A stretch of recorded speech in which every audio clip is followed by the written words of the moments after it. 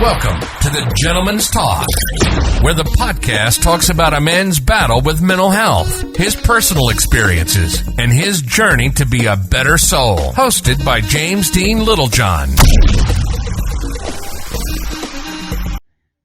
Hi everyone, and welcome back to the Gentleman's Talk live. And we are waiting for Banterman Billy to join us, and we are going to get underway.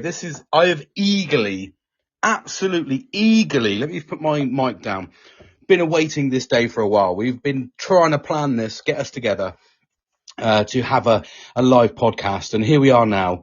Literally got us together. He's been giving me the countdown to jump on, so he better hurry his little bottom up as he gets on jumping online. Anyway, hope you're okay. Hope you've had a good weekend, and your Monday, your first day back has gone back, if it is your first day back.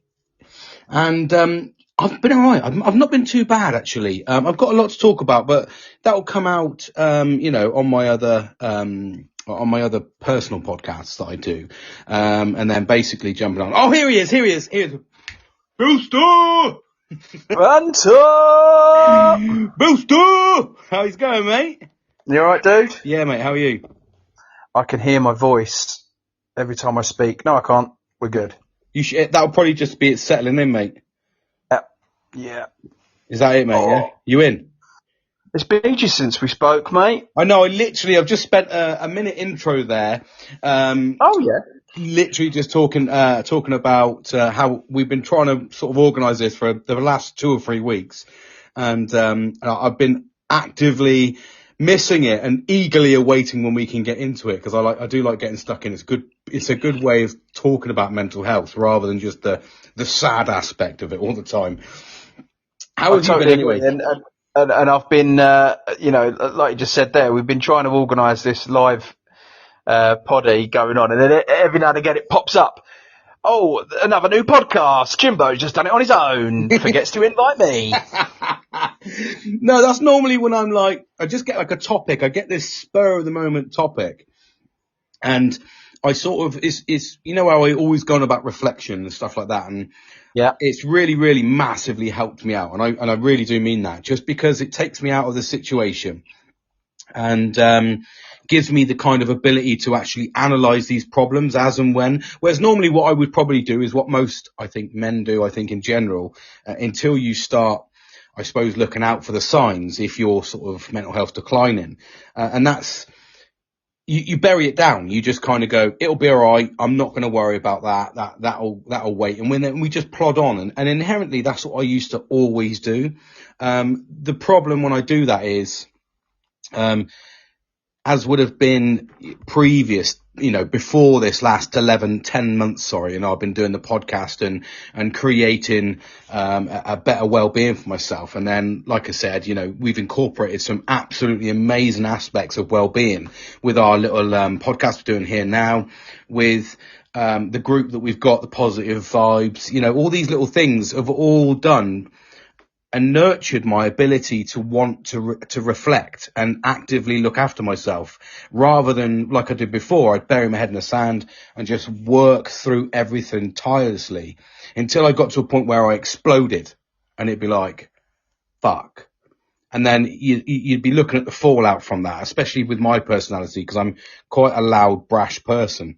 I'm a bit like that Marmite aspect, I suppose, but yeah, I've seen the reflection side of things massively helped me. And like I said, trying to sort of get a spur of the moment thing, and then I get a topic and it helps me think about that topic. And then when I dive into the topic, I find a relatable context to my own life. And then I feel the need to talk because maybe it is relatable to someone else.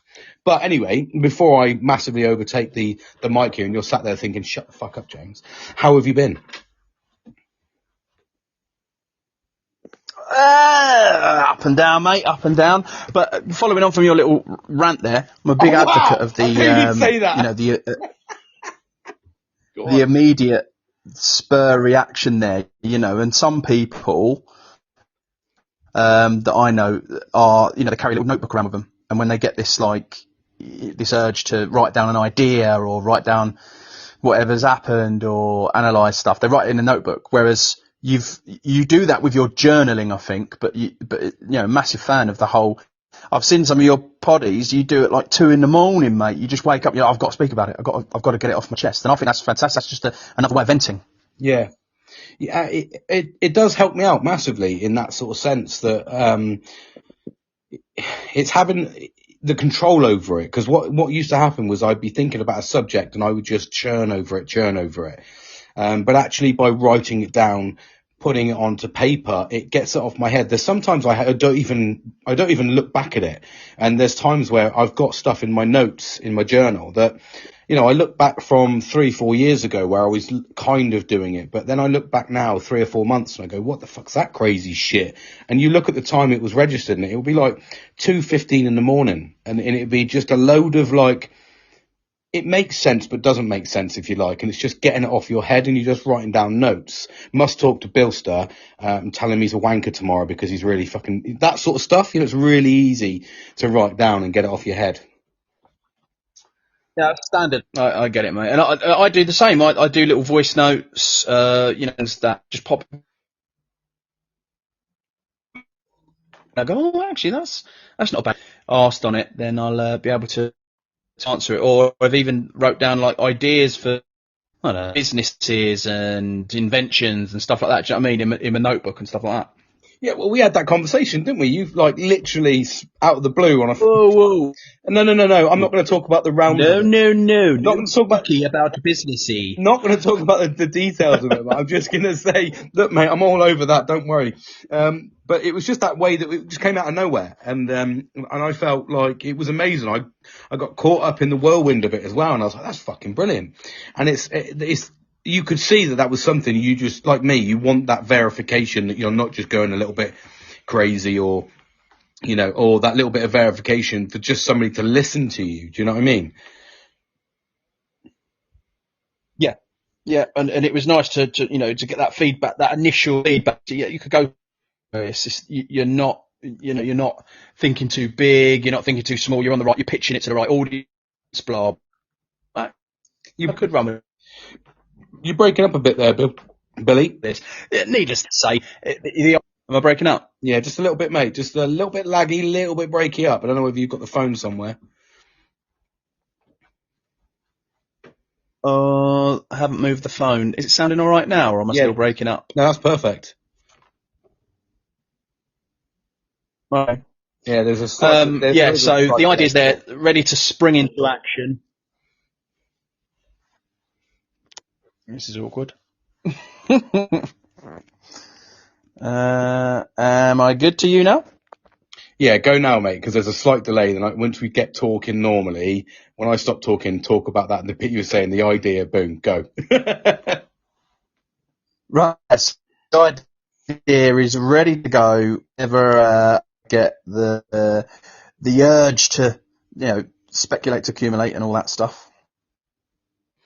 Yeah, absolutely, mate. And I think that the key point there is the fact that you actually managed to get the idea out. And I think that was the important bit. Like I say, the bit I enjoyed about that whole aspect was the fact that you had an idea. It was great. You pitched it to me and it you know, that verification made you feel good, you know, and it's also, what I think comes with that is a whole lot of other things. Like, number one, when you dive into the mental health aspect of that, you're looking at, like, you're thinking about your future, boom, straight away. You're thinking about new ideas, so you're keeping your mind active.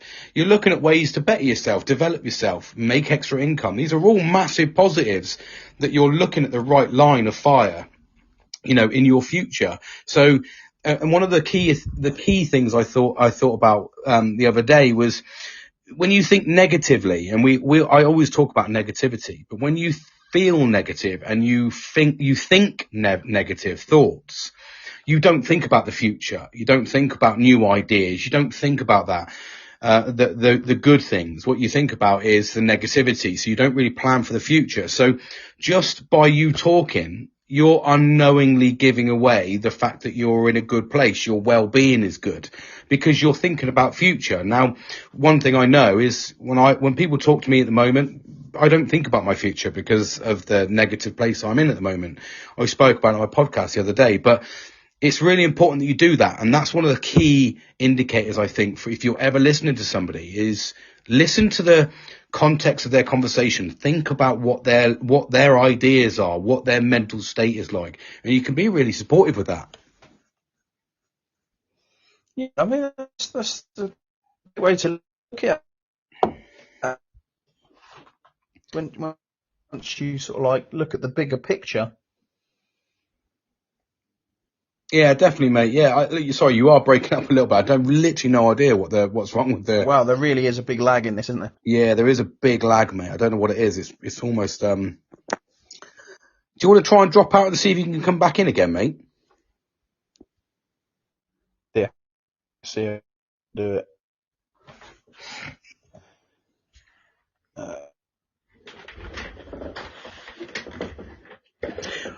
Bear with us, guys, and ladies, gents.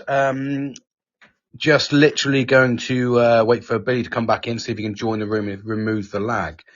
How's that, Billy? Back in the room. Am I lagging? Clear. I think you're lagging. Are you lagging a little bit? Are you instant or not instant? No, you are. You're definitely lagging. I'm a little bit instant. No, you're lagging, mate. Oh. When you cut in, you're like. Blah, blah, blah, blah, blah, blah. Oh. Well, I don't know what we can do about that. I don't know, mate. I'm a bit gutted, to be fair, and everyone else is going to be like, "What the fuck's going on?" It's. I don't know why it's laggy. I know, man. I don't know. I know. Still, I'm sitting in the same place that we do all that. I've done all the podcasts before, and that same Wi-Fi, same phones. I can't even drop out myself to see if it's me to join back in again. God, right, one more time. I'm gonna cut out. Well, I'm gonna log out, turn my Wi-Fi off, and just dial in with the network. Yeah, let's try that. Yeah, and I'll keep chatting to everyone while you're gone, mate. Yeah, sorry about it. There's little technical issues. It's crazy, 21st century, and here we are getting podcasts. But I mean, at the end of the day, we are talking from massively different locations. So it's not like we're in one place, and we're just trying to sort of build everything up. So, we're getting there. We're doing what we can. But hopefully Billy will be back to join us in a minute. Meanwhile, like I said, yeah, I think that was just to reiterate on really and sort of kind of feed in from what I was saying there. I think it's massively important to think of life like that in that sense. And it was almost like an epiphany as I was saying it, that listen to the context of your friends, listen to the sort of context of, I think it might even, hold on 2 seconds. No, I thought it might have been me. I thought it might have been my mic, actually. I was getting a bit of a lag there, but I'm not sure. But yeah, think about the context of the conversations with your friends. I think that's a really, really important indicator to understand exactly what's going on in their mental state. We can pick up key indicators just from our conversations. And like I said, talking to Billy the other week when he presented that idea to me. Now, was it life changing? I don't know. Was it just it was a great idea that was presented in a personal manner to a group friend and, close friend. And it was just getting that sort of verification and understanding that was it a good idea? Is it something that can be pursued with? And then you just sort of bounce off of each other and you come up with new ideas. But the important bit of this, and to put the mental health, I suppose, spin on that, is just by listening to his conversations and thinking of his thought processes, you really do get an understanding from him. Like I said, he's trying to better his future. He's trying to look at new ideas. He's being innovative. He's challenging his own mind as well, not getting stuck in the rut of life that often creates this environment that naturally depresses us. Have you ever been to somewhere? I mean, I'm literally talking about my other friend at the moment, Kieran, who's literally looking to change he's going through he's been to a place we used to work together, and he's been there for 8 years. And incredibly, he's making a jump to what I did, learning a whole new trade at 41, whole new everything, learning everything. Now, it's really commendable that, because it's quite a challenge when you get to 40s. Excuse me. when you're in the 40s, you're kind of more thinking, am I going to, should I just stay? I just want an easy life. I've worked for a long time. I've worked through the crap. I should hopefully be in a situation where I can just comfortably ride along and get enough money to enjoy my life. Some people don't really want a lot of challenges. I think in your 40s, you're in that place where you're kind of looking to press on for another couple of 3 years and then get to a point where you can kind of relax, hopefully, and just enjoy life at a more mature stage. But it's a big challenge to take that on. And like I said, he's making that massive jump at the end of this week, and new challenges are going to face him. And I think it's really important to say, when you look and think about somebody that's making all these changes, there's just a massive positivity behind it, because what you're ultimately doing is you're watching them grow. You're watching them still want to pursue. They're still eager. They still have the hunger to pursue new avenues to make their lives better, rather than just getting stuck in that rut and just going, I'm going to plod along. I'm going to keep where I am. No, what I'm actually going to do is I'm going to look for a company that has, better training record, bonus schemes, good holiday, good rates of pay, good progression to, more senior roles. You're looking for that. That's the ultimate of what you want from an organization. And I was fortunate enough to be in that situation, and I managed to get that sort of void in my life filled with that need for learning and advancement. And like I said, pitched him across and said, absolutely, I think you should join the same. And he's done it. He's jumped across. This is the end of his week this week, and he's taken on this new challenge. As of next Monday, he's going straight in. But it does come with challenges. And for him to do that just goes to show that he's still committed to his future. He's still committed to bettering himself and looking after himself, nurturing his family and providing for his family. He's still got that ambition. And I think that these are all really good key indicators from anybody really that's, sort of looking out for their friends. You're in a friendship group, or you can even get this from loved ones. You can get this from anybody. Just listen to the context of their conversation. Listen to their outlook, feed off of them, and then basically see where that's going to take you. And you'll get a really good understanding just by having a set of ears.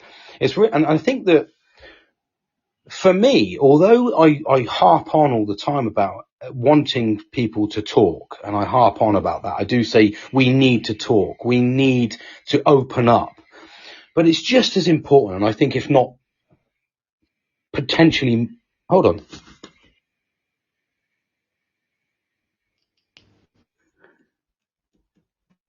I'm not sure if it's my phone, Billy, are you in the room? In the room, Billy! Not sure if he is. It says Bilster is live.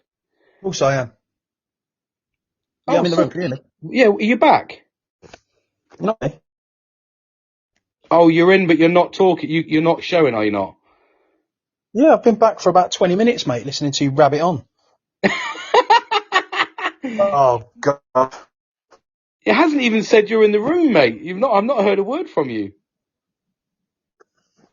That's why I was rabbiting on, mates. Sorry, mate. I didn't. It literally. It says you haven't been on, mate. That's why I was chipping away. No, I'm getting nothing from you, mate.